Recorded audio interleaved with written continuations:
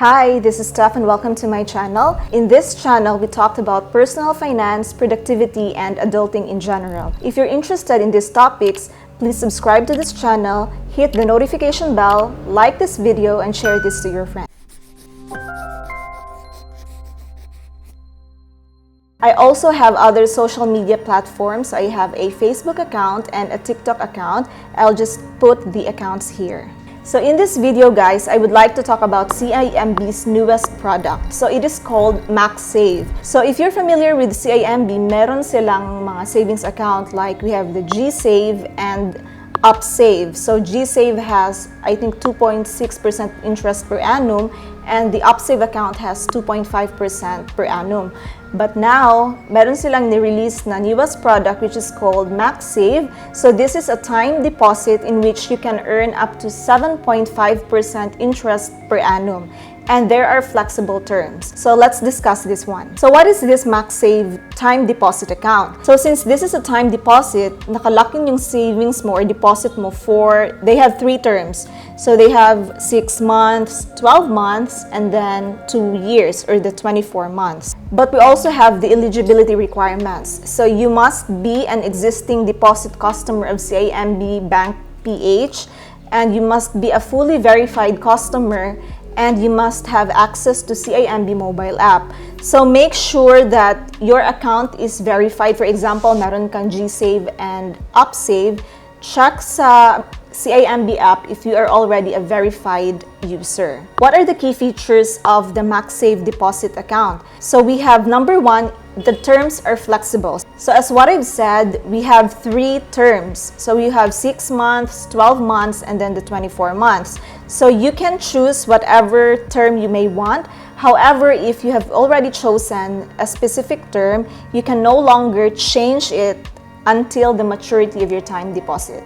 So, yun na yun. Kung anong napili mong term, for example, 6 months, yun na yun all throughout sa term na napili mo. Second, they have guaranteed interest rate. So, your chosen term has a corresponding interest rate. So, the interest rate is guaranteed all throughout the term that you have chosen. So, how much can you deposit in MAXSAVE? The minimum amount na you can deposit, guys, is 10,000, and then the maximum amount that you can deposit is 1 million. And then if mag-deposit ka, dapat in multiples of 1,000. So for example, 11,000, hindi siya dapat mga 11,500, 11,000, 12,000, 21,000, mga ganon, in multiples of 1,000. Next, how many time deposit accounts can you open? You can open up to 5 time deposit accounts at any given time. And then for the interest payout, the interest earned upon maturity will be credited to your chosen settlement account or yung na-link mo na savings account. So since this is a time deposit, kailangan tapusin mo yung term bago mo makuha yung deposit mo plus the interest. However, there are cases na pwede mo siyang ma-pre-terminate. You may incur some fees or charges. I will discuss more about the fees and charges later part. Meron din silang tinatawag na cooling off period, guys. So meaning to say, you are provided a cooling off period of 2 calendar days from the creation of your time deposit account if ever nag-change yung mind mo. And then if na-cancel mo siya, there will be no fees or charges. Next is the automatic rollover. So for example, nag-mature na yung deposit mo, for example, 6 months. Natapos na yung 6 months. You can choose to roll this over for another 6 months. And pwede mo siyang piliin na yung principal mo lang bang i-roll over or pati na rin ba yung interest plus principal. And then the next interest rate that you will be earning for this will not be guaranteed if the same pa ba sa previous na nakuha mo. So it can be higher or lower. But the term, for example, 6 months, will be the same. Last, guys, is the certificate of time deposit. So they will issue a time deposit certificate as proof of your deposit upon approval and opening of your account. So sa certificate, guys, it will indicate what is your principal amount, the term, the interest, and then you can view this time deposit certificate anytime in the CIMB bank or the mobile app, I mean. Okay, so I mentioned kanina about fees and charges. So let's discuss the fees and charges here. So we have 2 charges. So number 1 is the DST or the documentary stamp tax, and then the second one is the cancellation or the pre-termination fee. So dun muna tayo sa DST. You have 2 categories. So yung number 1 is natapos mo yung term ng deposit mo. So for example, 1 year. So after a year, natapos mo na siya. In this case, if you completed the time deposit term, the bank will shoulder the applicable DST fee. So wala kang babayaran dito. However, if may pre-termination na nangyari, example, hindi mo natapos yung term ng deposit, so meron tayong mga pre-termination fees like the DST. So, ikaw na ang mag-shoulder nito since na-pre-terminate mo siya. So, these are the DST fees that you need to pay if ever less than a year ka ba or more than a year nag-pre-terminate ka. The second categories of fees that you need to pay is the cancellation or the pre-termination fees. So, this will be deducted from the gross interest amount earned.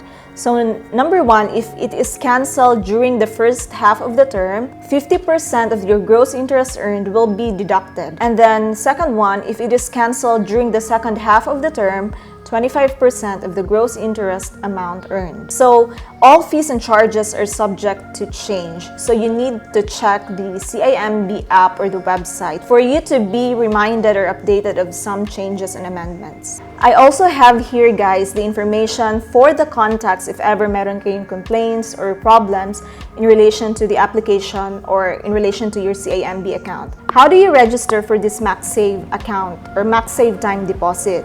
So first is you go to your CIMB app and then go to accounts, then click apply for a new account and then choose MaxSave. So you just click here if you have read and fully understood the terms and conditions. So agree, and then so you may choose how much do you want to deposit. So for example, so let's try 20,000. So makikita mo din dito, guys, yung potential gross interest mo.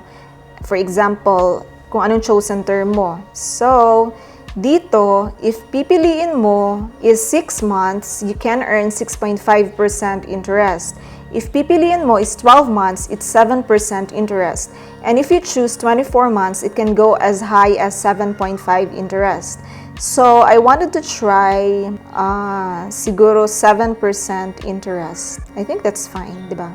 So, 20K, check natin. If 20,000, merong 657 interest potential. So, let's try 12 months. Then, click continue. So we just need a few details, so just fill this out. So you can choose saan yung linked savings account mo na gagamitin. So for example, in my case, I'll choose Gsave and then it will ask if gusto mo bang mag-auto-renew. So I choose not to. So ganun. Pero pwede mo din piliin yung auto-renew. So pwede mong piliin if principal only ba or meron bang principal and interest. But for me, hindi ko muna siya i-auto-renew.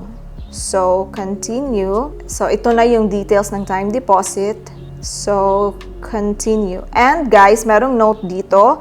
The interest earned is subject to 20% withholding tax. And then, meron din cooling, dito makikita yung cooling off period. So, sinasabi dito, the start of the cooling period is Feb 4, today.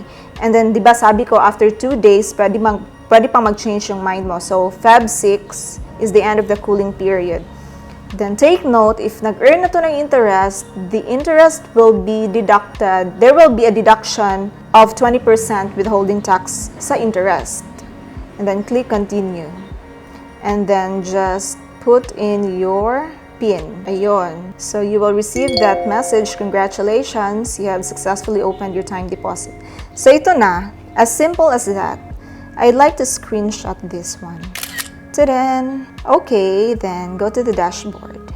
So I think yun lang. So if you check the accounts, okay, meron na tayong time deposit. So meron tayong deposits from the savings accounts, tas meron tayong time deposit. So that's it, guys. I hope you find this video helpful, and if gusto niyo subukang mag-save dito sa time deposit ng CIMB, I think it's worth it naman. So try lang kasi mataas-taas din naman yung interest. At least you can diversify your funds.